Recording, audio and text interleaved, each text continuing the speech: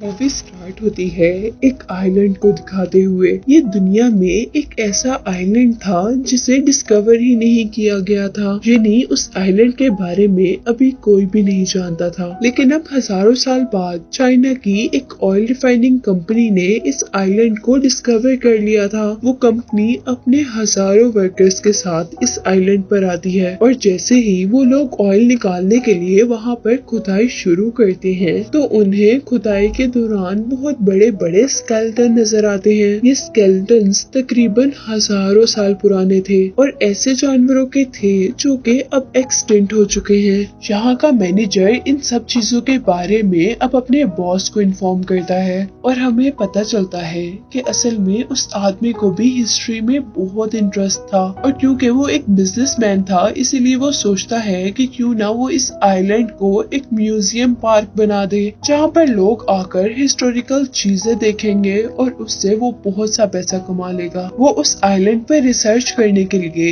एक आर्कियोलॉजिस्ट को भेजता है। आर्कियोलॉजिस्ट यानी वो आदमी जो कि पुरानी चीजों पर रिसर्च करते हैं और आर्कियोलॉजिस्ट के अकॉर्डिंग जमीन के नीचे उन्हें किसी बहुत बड़ी चीज के होने का अंदाजा हो रहा था। उनको लग रहा था कि जमीन के नीचे कोई जिंदा चीज है जो कि सांस ले रही है। इसीलिए वो सब लोग ये देखने के लिए कि उस जगह के नीचे क्या है उस जगह को ब्लास्ट कर देते हैं और इस जमीन के टूटने के बाद उस जगह से एक बहुत बड़ा स्नेक निकला था। वो एक फीमेल स्नेक थी जो कि बहुत हजारों साल से जमीन के नीचे सो रही थी और अब ये धमाका जो आर्कियोलॉजिस्ट ने वहाँ पर किया था उसकी वजह से वो उठ गई थी और इसीलिए वो स्नेक बहुत ज्यादा गुस्से में थी। वो अपने गुस्से में अपनी टेल से सभी वर्कर्स को वहाँ से दूर गिराती है और वो सभी लोग किसी छोटी छोटी डॉल्स की तरह वहाँ से दूर जाकर गिरते हैं। स्नेक वहाँ हर चीज को तबाह करता जा रहा था